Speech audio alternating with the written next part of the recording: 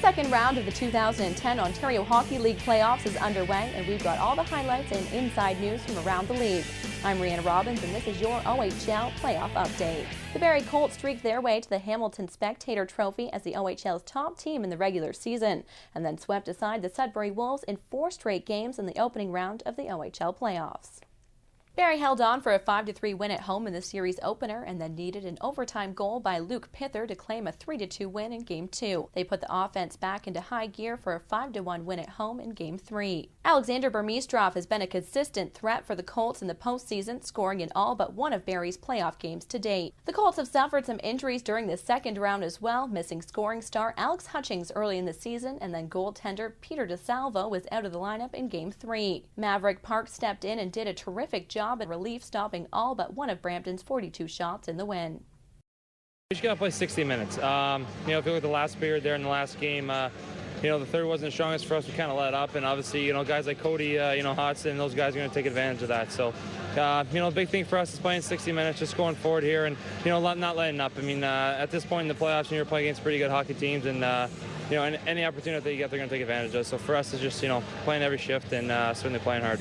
The Ottawa 67s and Mississauga St. Michael's Majors have also hooked up in the second round of the playoffs, and after splitting the first 2 games in Ottawa and the next 2 in Mississauga, the series is deadlocked at 2, heading back to Ottawa for Game 5 on Thursday. It's the playoffs, and it's no surprise that goaltending has been the talk of the series. Ottawa native Chris Carosi was spectacular for the Majors in their win in the first game, but was pulled in Game 2 after allowing 6 goals on 26 shots. At the other end of the ice, Chris Perugini was in the Ottawa net for Game 1, but 67's coach Chris Byrne came back with Peter Marzek for Game 2. Marzek allowed a goal in the first shot he faced, but then made 26 saves in that win, and Byrne has stuck with him ever since. Byrne also moved sophomore Tyler Foley up to the first line with Corey Cowick and Anthony Nigro, and that combination has been terrific for the 67s, combining for 4 goals in their Game 2 win. Cody Lindsay was the hero in Game 3, scoring the overtime winner that pushed the 67s to a 2-1 lead in the series. The Majors rebounded with a win in Game 4 at home on Tuesday that evened the series at 2 games each. Game 5 is in the nation's capital on Thursday.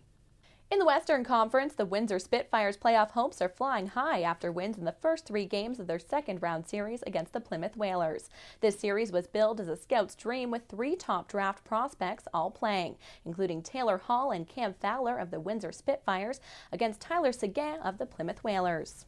Hall has been terrific for the Spitfires, scoring 3 goals and 6 points in the first 3 games of this series, while Seguin has struggled offensively, failing to record a point in the series. The Whalers will be looking for Seguin to get back on track in Game 4 on Wednesday if they're going to extend this series. Hall won the Wayne Gretzky 99 award as the most valuable player in the OHL playoffs last spring and has been equally good this year, scoring 9 goals and 16 points in 7 playoff games. Nashville Predators prospect Ryan Ellis has been the star of this series so far, scoring 2 goals and 9 points in 3 games. The Spitfires' power play quarterback was the first star in Monday's 5-0 win. Philip Grubauer has also been a standout in the Spitfires' net, allowing just 14 goals against in 7 playoff games. He made 16 saves to shut out the Whalers on Monday. Meanwhile, the Whalers will also be looking for Phil McRae to find the scoring touch that helped them to a first-round win over the Sault Ste. Marie Greyhounds. McRae had 3 assists in Game 2, but has been held off the score sheet in both games in Windsor. The London Knights and Kitchener Rangers are caught up in a terrific series that has seen the home team win the first 3 games.